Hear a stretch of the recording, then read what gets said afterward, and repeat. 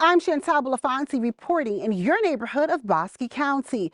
Former Valley Mills Police Chief Matthew Cantrell and former officer Solomon Amatoya were indicted on charges last week. They turned themselves in on Wednesday and have since bonded out.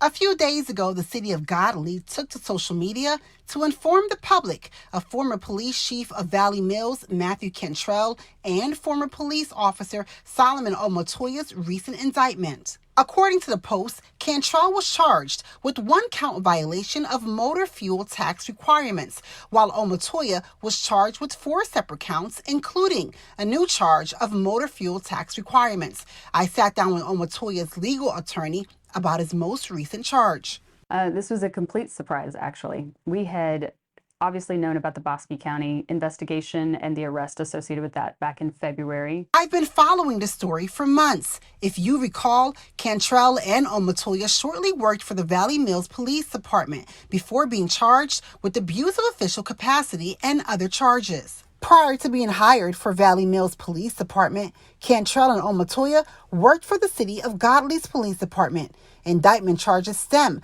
from alleged unauthorized use of fleet fuel credit cards while working for the city of Godley's Police Department. Cantrell and Omotoya had a warrant for their arrest and turned themselves into Bosque County on Wednesday. Landon says Omotoya was taken aback by the recent indictment.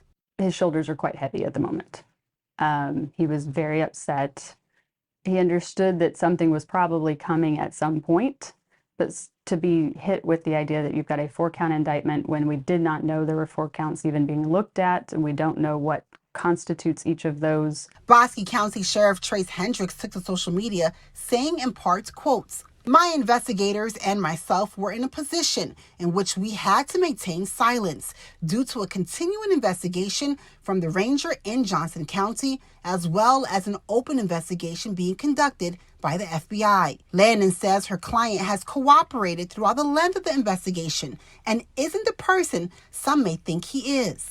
You know, he's, I think, genuinely a good guy, and I'm really upset for him that all of this is happening.